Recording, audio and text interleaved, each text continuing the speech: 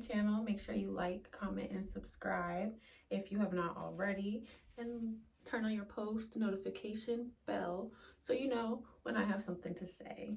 So today I think I just wanted to kind of just tap in and share what inner work I've been doing, how it's going, how I'm feeling, and just what I'm working on in my life. This might help someone who can relate to the same things I'm going through, or maybe even get someone to share that.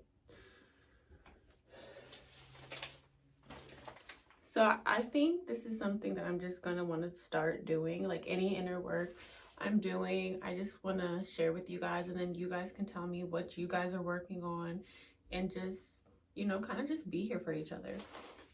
So I think what I'm gonna do first is just kind of share the sort of topics of the inner work I'm doing. So I've been working on communication and boundaries, speaking my needs, fear of rejection and abandonment, self-rejection and abandonment, guilt, money, relationship and blockages, my attachment style, self-sabotaging, and that all kind of comes down to the main, you know, the main thing I'm working on, which is my inner child. So I'm working on not only healing my inner child, but really finding it, getting to know her, and just unblocking her, really. So what I wanted to kind of do is just share some prompts that helped me, where I find them and how I find them. So really all my prompts I find on Pinterest. I even Google some of them. I even have gotten some inner work things from watching different YouTubers. Someone I really love watching, and she does give kind of journal prompts as like homework, is Alexis, AWW Lexis. Love it. Love her videos. So yeah, I go on Pinterest and I kind of just type in, like, for example, it'll be like fear of rejection journal prompts. I'm a journal girl. So I have self-forgiveness journal prompts, healthy boundaries, and I don't even write down the questions, honestly. I just pull up a Pinterest journal prompts. It usually has like 10 to 20 prompts on it, and I just start writing like I'm in school and the teacher asked a question. I just start going in. And I think the main thing that I had to kind of work on with inner work is not censoring my answers. So when I would read the questions at first, for a long time, I would kind of censor them as if somebody was gonna read them, or I would like not say, I was not being honest, honestly. Like I was not being completely honest, and I wouldn't, you know, I was writing it and like censored, like, no, let's not add this and let's not put this because we should be, no. And that's like defeating the whole purpose. If I'm not being honest with myself, how am I going to work on it? How am I going to fix anything? You know, so that was a whole journey in itself. But once I started to be 100% honest and not even sugarcoating anything at all, that's when I started to really see results. Like I was able to incorporate these things into my life that I was learning, and honestly be able to see them. Like it was like a light was shining on things that I didn't even see before. And it's really amazing. I love inner work. I love doing inner work. And I think that's why I want to maybe even every week get on here and just share my inner work journey. So yeah. So let's see if I can find an example. So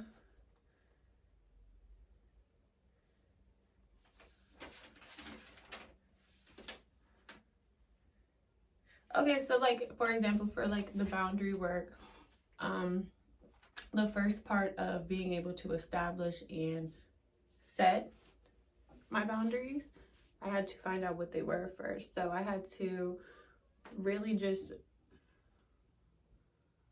go about my day in search of what is triggering, like what is triggering me in a way that this needs to change. Like this cannot go on like this anymore. Like, for example, say you find yourself, say every day one of your friends call and they're always needing something from you, right? And it was fine at first, and then down the line, every time they call, you get irritated, or you're drained already as soon as they call. That right there is showing you where a boundary needs to be set. You know, just little things like that start to show up in your life, and you're really starting to see them now because of the inner work. So, like, for example, one of the things where, like,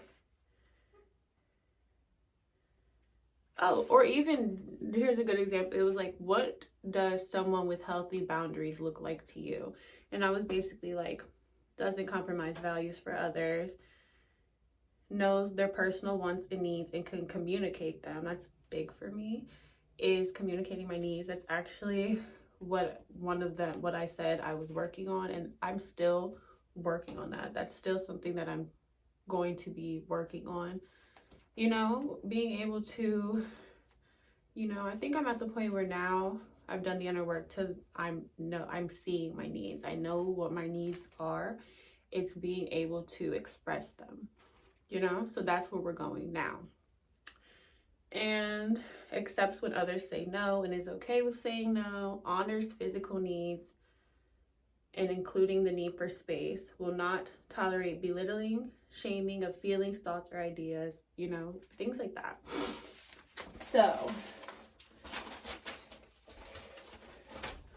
So next, I kind of just want to share like what inner work has uncovered for me. Like, what has it helped me to see and find in myself and within my life and just on my journey. So I found with inner child work, I found the wounds, so to speak. I found where the shadows were sort of hiding. I found the fear of rejection and abandonment. I didn't even know I had that. I thought I did the work to move past that. And then as I dove deeper into my inner work, I was seeing, no, baby, you still got a little work to do, you know? And that's okay. At least we are seeing that. At least that is not controlling your life unconsciously anymore, because you have an awareness of it now. And that's the best thing. That's the greatest thing. I'm grateful for that.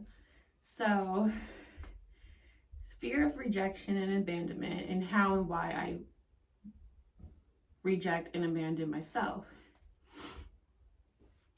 That's number one. Number two, I found how to use my emotions as the compass to my boundaries. So like I was saying, how you use like what emotions are being triggered that are showing you where a boundary needs to be set, you know? Even within yourself, most of your boundaries are going to be with yourself, because you're the only one you can actually control. And I think I'm going to make a whole separate video on boundaries, so look out for that next. It's taught me where I can work on my communication. As I was doing my inner work before, so before I wasn't even able to communicate at all, you know? I would act like I didn't have a problem, very passive aggressive, just held everything in, internalized everything. So then with doing inner work, like last year, when I first got into doing the inner work deeply, I was able to communicate, and that's great. That's a great start, but I was learning my communication is not as effective as it could be. I communicate very aggressively, very direct, very blunt. But if you were to speak the way I speak and communicate to me, I would turn my ears off too, you know? So it showed me where the work is and needs to be done on my communication. I'm working through guilt, especially something that seems to always get me, mom guilt. And inner work has really helped me. Like, I still experience that, but I promise you it is so much more of a whisper now. But lately, I'm waking up in the middle of the night. I'm waking up in the middle of the night feeling like just intense spouts of mom guilt, like things I haven't experienced in so long. Like, oh my God, you should have played with your son a little bit longer today. Like, things that I'm just knowing aren't really true. These aren't coming from me. And that was the next point, like working through guilt, what seems to bring it, and when it's not of me. When these are just things from maybe the ego, maybe just, not from me. I'm doing the inner work has actually been able to show me what is of me and what really isn't. And I love that because it's freeing on so many levels to know, like, okay, let's see, something comes up, we can analyze it, feel it, and when you're feeling it, you're able to be like, okay, what's going on here? And as you search into it, look into it, you're like, okay, that's actually not me. That's not true. I know. It's like a little test, a little trick that we're not falling for anymore. So inner work, if you go through mom guilt, go on Pinterest, type in mom guilt journal work prompts. What I really honestly did, I didn't even do that. When I would feel the guilt come up, and I honestly just did this the other day, I would be like, okay, I would get a fresh piece of paper and write at the top, what's this guilt about? And I would kind of just brain dump whatever words, phrases, anything that pops up or comes up, I would just write it all down. That's really how I knew if it was me or not, because the things I was writing, I was like, no, no, that's ridiculous. Like, oh, you should have played with your son for 10 more minutes because he was crying after you just played with him for an hour and a half. Okay, you know what I'm saying? Things that are being unreasonable, it's not true. That's not you, And it helped me to really solidify the fact that I know I'm a good ass mom. I am an amazing mother. And if it was 2 years ago, I would not have been able to say that, simply because of the fact of the guilt. Not because anything I was doing. I was still just as good as a mom. It was the guilt. So that being said, okay, so it helped me to see it helped me to work through guilt, what seems to bring it, and notice when it's not of me. It also showed me how I self-sabotage and where I tend to do it, and really get to know the voice of it, attachment style, and how they relate to money. If you want a video on that, let me know. And it really helped me to work through my view of money and just the things I didn't know were running my money life unconsciously. That's what we can't have. We cannot have that. So the next thing I want to talk about was how I'm feeling with all this. So honestly, this inner work go around is, which I usually tend to do my inner work, like I do inner work the whole entire year. I work through my triggers and all that, but towards the end of the years when I really get to, like, it's crunch time, that's what I'm doing most of my day, for being honest. And when I'm not physically doing it, I'm going through my day still looking for where I can incorporate it into my life, where I can see these limiting beliefs, where I can, what I can work through in real time. So with this go around of inner work, I feel powerful, honestly.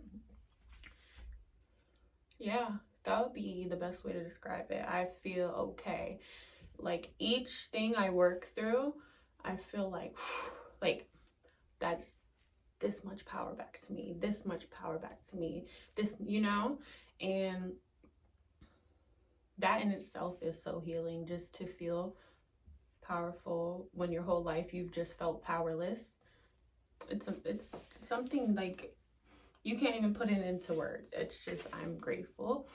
Now, with that being said, it also can be tiring. It can be very tiring. And I mean physically, some days I just wanted to lay on the couch all day, and that's okay. I would say allow yourself that. When I was going through this, I would praying on, and I'm like, why am I so tired? You know, am I being lazy? Should I get up and force myself to do it?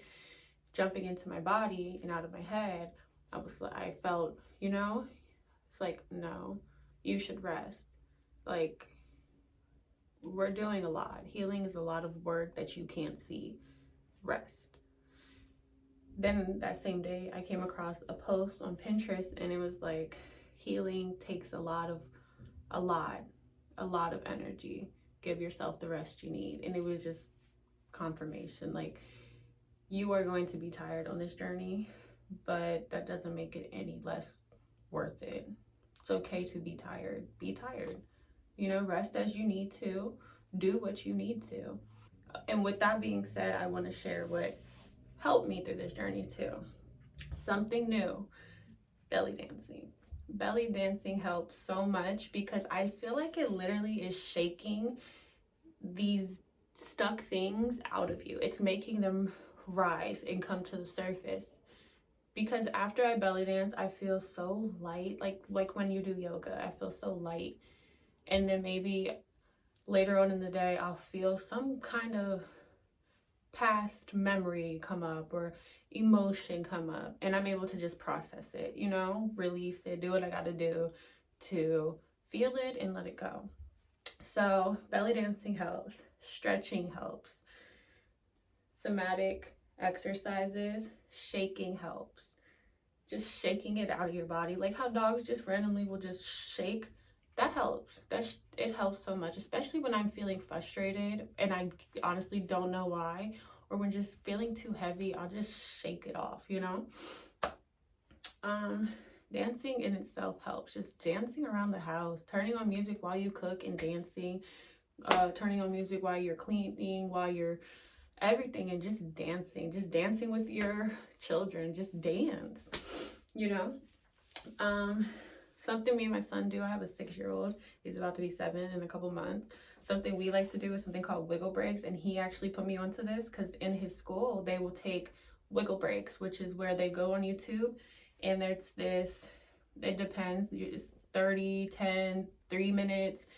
You can find different time length of the videos, and they're just wiggle breaks. You're wiggling, and it'll be like freeze, and you hold it. They have ones where you're kind of running like temple run, and you're pretending to jump over things and hide behind rocks, and it's the moving that energy out of your body that is feeling so good. You are not going to be as tired if you find at least one time a day you can move the energy out of your body. When I say that, I do not mean you have to go exercise. If you don't want to, don't.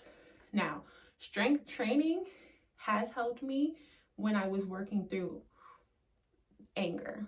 Now, I will say that does help, but it's not the only way. Yoga helps with that. Dancing helps with that. Go on YouTube, type in wiggle breaks.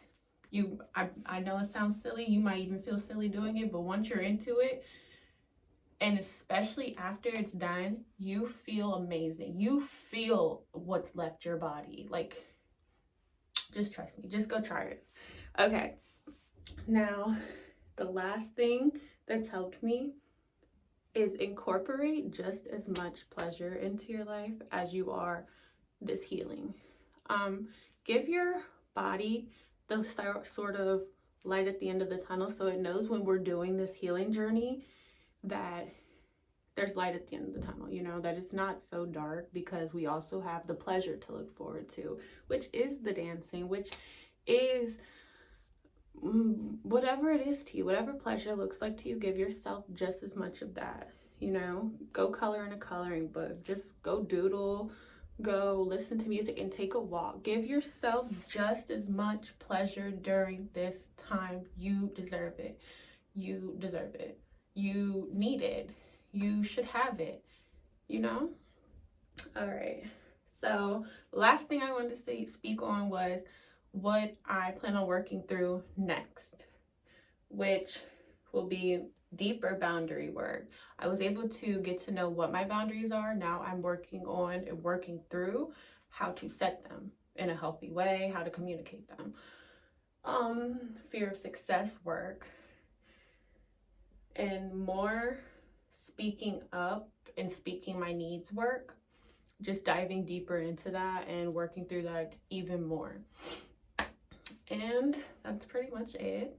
I hope you liked this video. I hope you enjoyed. If you are doing any sort of inner work, comment it down below. I would love to hear what you guys are doing too. I'm the type of person who finds comfort in finding, like, oh, we can relate that way. Like when my friends ask me for advice, or I'm listening to or venting to me, period, I'm the type of person to be like, okay, I get you because I've been through this, you know. I find comfort in relating. So comment down below what you're working through, what you've worked through, how it's helped you, how you feel, any advice you might have, what you'd like to see next, what you want to hear me talk about next. And don't forget to like, comment, if you haven't yet, subscribe. Thank you for watching this video. I'll see you next time.